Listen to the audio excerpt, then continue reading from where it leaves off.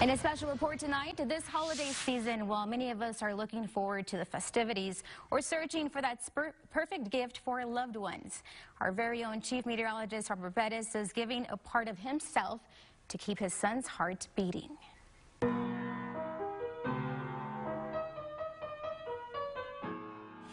Oh my gosh, he's an overachiever, your typical firstborn. Robert Bettis and his wife Amy describing their 20-year-old son Mason, who was given a gloomy prognosis at birth. They did some blood work on Mason, and according to that blood work, he was in complete renal failure. We had one doctor tell us that it was very likely that, unfortunately, your son would die within the next several days.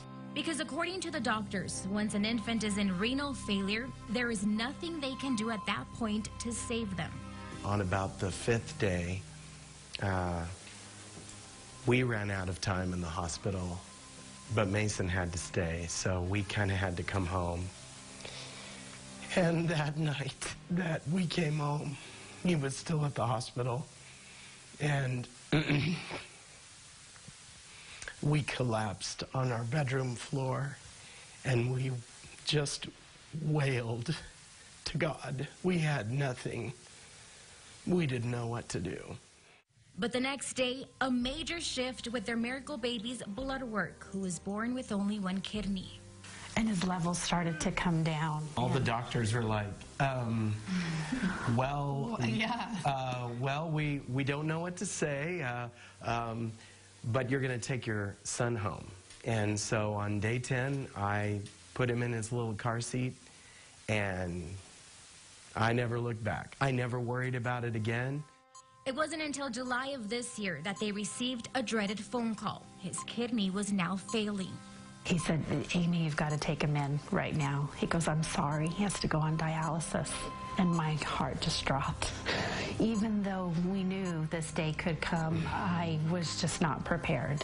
Well, that day is a very blurry day. I remember my mom waking me up early in the morning, rushing me to the hospital. She was very panicked. The weeks and month ahead, a little foggy for the UT Austin pre-med biochemistry major.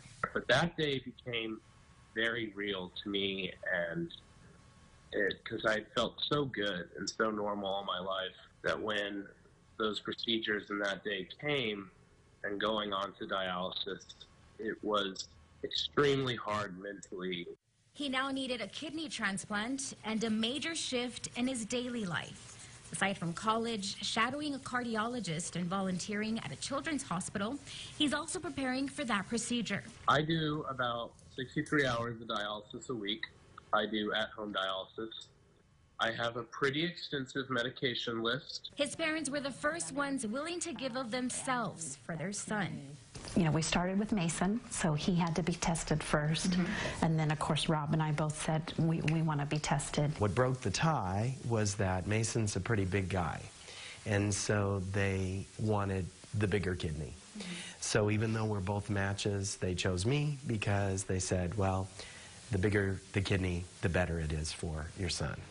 I've been following you on this journey. You've been sharing when you found out, you know, that you would possibly be a match. What was going through your mind? You brought your son into this world, and now you're going to give him an opportunity, another opportunity, to be here with you guys much, much longer.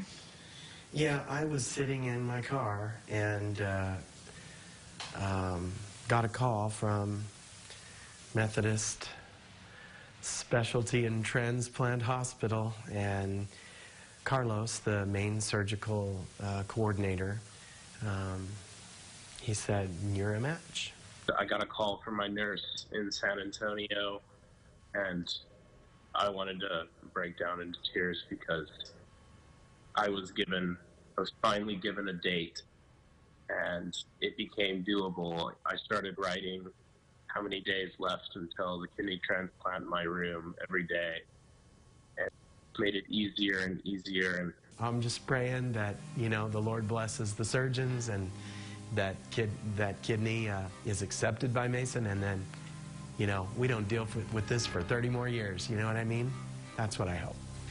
You know, and here's the perfect irony.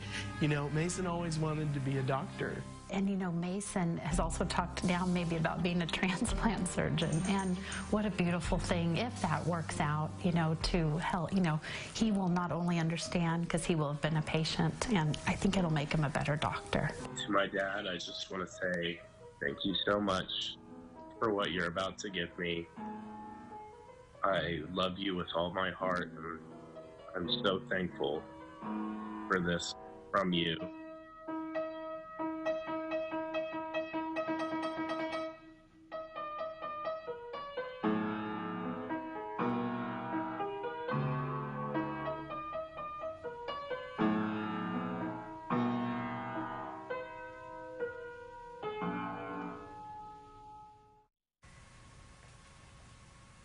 The kidney transplant surgery is scheduled for tomorrow morning at a San Antonio hospital. And Robert will not be in for the next couple of weeks as he and his son recover.